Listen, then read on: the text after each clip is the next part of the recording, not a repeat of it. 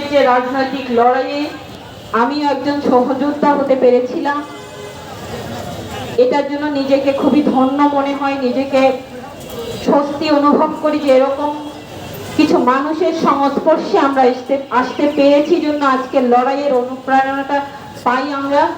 আমরা সামনে পথ হাঁটবার জন্য পিছনে কি কি ছাড়তে হবে, সেই জায়গাগুলো কি সেটা আমরা স্পষ্ট হতে পারি এরকম মানুষগুলোর সাথে আমরা ছিলাম জন্য। আমার মনে আছে তিনি 2012 সালে তেল গ্যাস বিদ্যুৎ বন্দর রক্ষা জাতীয় কমিটির আহ্বায়ক বগুড়া জেলার। আমরা আজিজুল হক কলেজে যখন সমাজতান্ত্রিক ছাত্র ফ্রন্টের পক্ষ থেকে তেল গ্যাস রক্ষার দাবিতে একটা সমাবেশ করছিলাম, সেই সময় আমরা এই দুলু ভাই সহ একই সঙ্গে একটা হামলার শিকার হই ক্ষমতাসীন ছাত্র সংগঠনের দ্বারা। তিনি সেখানে নির্ভীক, এই যে নির্ভীক মানুষগুলো শুধু গল্প শুনিনি, একসাথে লড়াই করেছি, আমরা সেটা পেয়েছি। এই মানুষগুলোর যে অসাম্প্রদায়িক চেতনা, আজকে প্রথম আমি জানলাম যে তার একটা ইচ্ছা ছিল তার শরীরটা মেডিকেলে দান করা। তার পরিবার আপত্তি জানায়, তিনি সেটা করতে পারেননি। আমরা সকলেই আমাদের ছেলে মেয়েদেরকে মেডিকেলে পড়াতে চাই, চিকিৎসক করতে চাই। সেই চিকিৎসক হবে কি জন্য? কেরিয়ার গড়বে। অথচ সেই ছাত্রটি যখন হাতে কলমে চিকিৎসা বিজ্ঞানের অনুশীলন করবে, তার জন্য একটা মরদেহ দরকার। এই মরদেহ না হলে সে হাতে কলমে শিক্ষা নিতে পারবে না। সেই মননটা যদি আমরা তৈরি না করি, বাস্তবে পরিবারগুলো থেকে যদি আমরা বাধা দেই, তাহলে চিকিৎসা বিজ্ঞান এগোবে না। আমাদের দেশের ভুল চিকিৎসার কারণ থেকে মানুষ মারা যায়।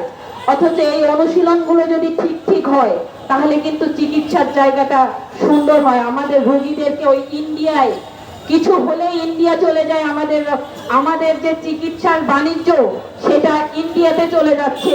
শুধুমাত্র আমাদের দেশের চিকিৎসা বিজ্ঞান, চিকিৎসার যে শিক্ষা, সেটার যে পর্যাপ্ত আয়োজন, পর্যাপ্ত পরিকল্পনা, সেগুলো না থাকবার। বীর মুক্তিযোদ্ধা মাহফুজুল হক দুলুর কিন্তু একটা সুদূর পরিকল্পনা ছিল। সেই পরিকল্পনাটা কিন্তু তিনি বাস্তবায়ন করতে পারেননি। এই যে পরিবারের বাধা, এটা কিন্তু একটা মহান কাজ ছিল। ওনার একটা উদ্দেশ্য ছিল, একটা মানুষের সারা জীবন তিনি লড়াই করেছেন, দেহটাও মানুষের জন্যই তিনি দিতে চেয়েছিলেন, শিক্ষার্থীদের এই যে শিক্ষার কাজের জন্য। আজকে এই বগুড়া জেলায় দান করেছে দেহ, এরকম শুধু একটা উদাহরণ আছে, শ্যামল ভট্টাচার্য। তার শরীর এই বগুড়া জিয়াউর রহমান মেডিকেল কলেজে দান করেছে। আর কোনো দ্বিতীয় ব্যক্তির উদাহরণ নেই। আমাদের দুলু ভাইয়ের এই আকাঙ্ক্ষাটা ছিল, আমরা সেটা বাস্তবায়ন করতে পারি নাই। এই মননগুলো খুব তৈরি হওয়া দরকার আজকের সময়ের জন্য। ময়না ভাই বলেছেন যে তার দিক থেকে আপত্তিগুলো কি। আজকে বিচার ব্যবস্থা থেকে শুরু করে সমস্ত জায়গা আজকে টাকার কাছে জিম্মি। আজকের যুব সমাজ ভোগবাদে লিপ্ত।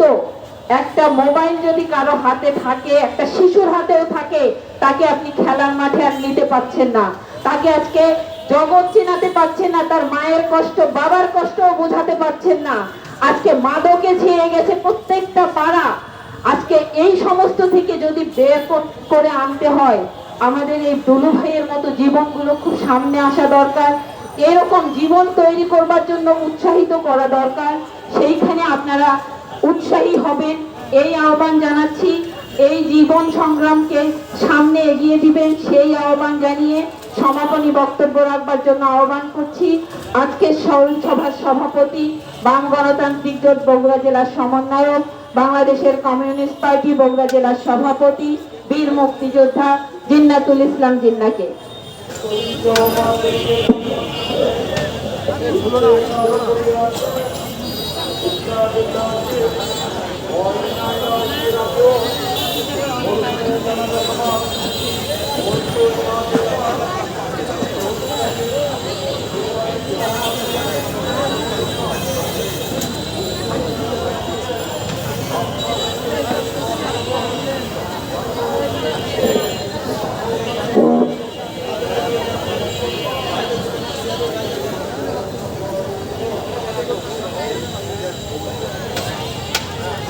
সমবেত বন্ধুগণ, দীর্ঘ সময় ধরে আলোচ্য বিন্দুর কথা আপনারা শুনেছেন। একটু পরে আজান, বেশি কথা বলার কোনো সুযোগ নেই।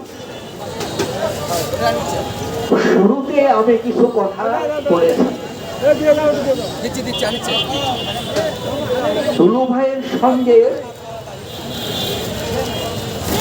আমার ব্যক্তিগত সম্পর্ক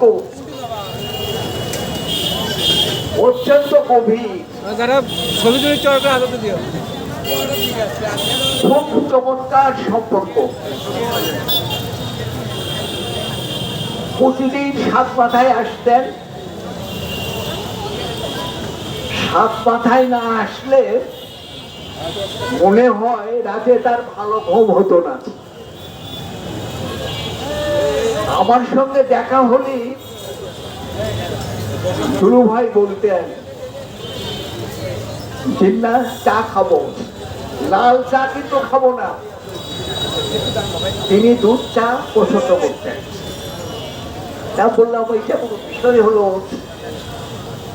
চা খাওয়ার পর বলতেন পান খাবো,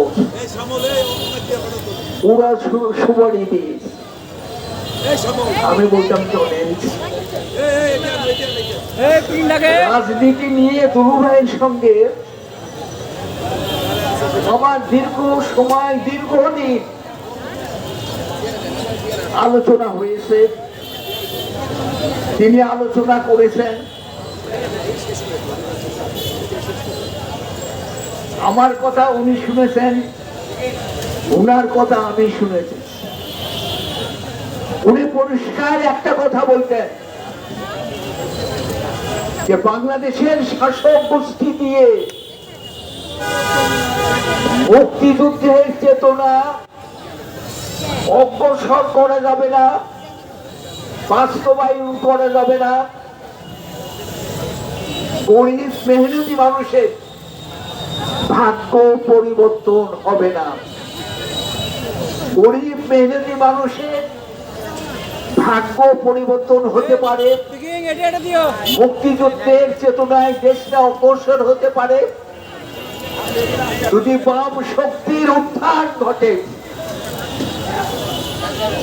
তিনি বলছেন, আমি তো দেখছি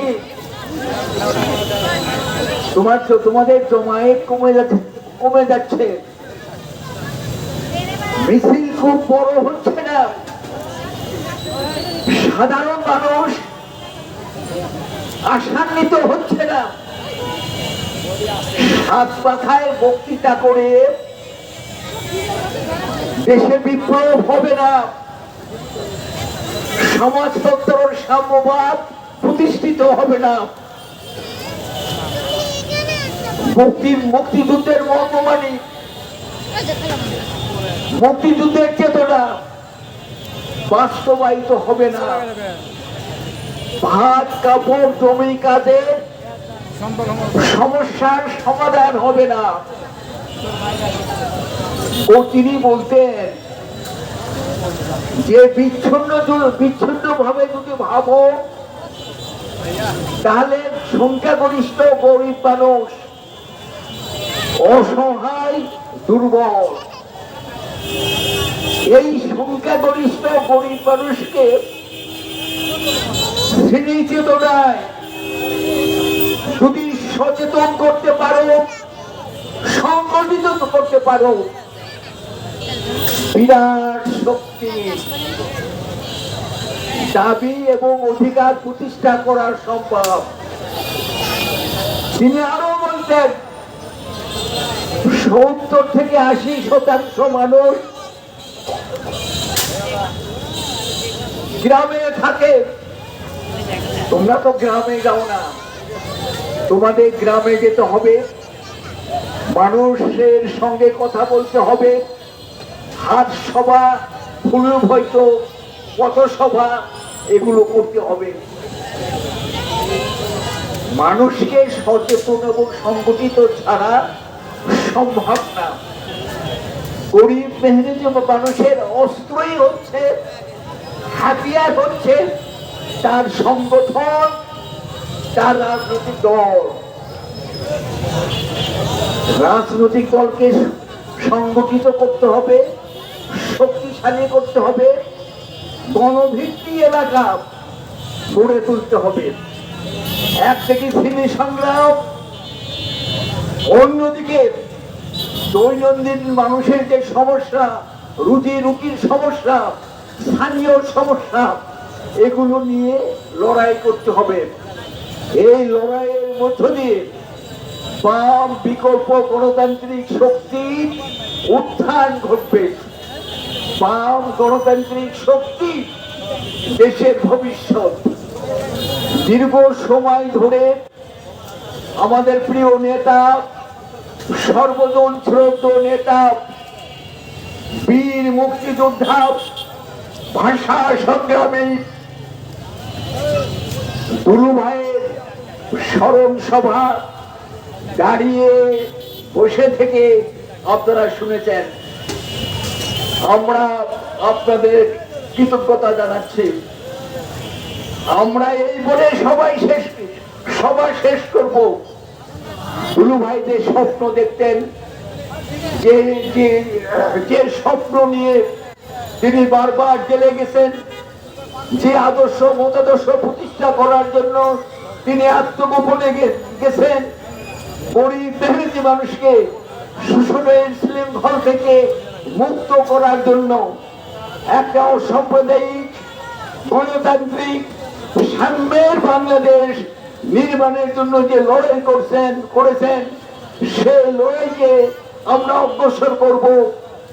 মাহফুজুল হক দুলু স্বপ্ন বাংলাদেশে বাস্তবায়িত করব। মুক্তির পতাকা আমরা উড়াবই। আপনাদের সকলকে বাম গণতান্ত্রিক জোটের পক্ষ থেকে, আমার পার্টি বাংলাদেশের কমিউনিস্ট পার্টির পক্ষ থেকে অভিনন্দন, শুভেচ্ছা এবং কৃতজ্ঞতা জানিয়ে দুলু ভাইয়ের স্মরণ সভার এখানে সমাপ্তি ঘোষণা করছি। ভালো থাকুন, সুস্থ থাকুন। রাজপথে লড়াই সংগ্রামে আপনাদের সঙ্গে দেখা হবে।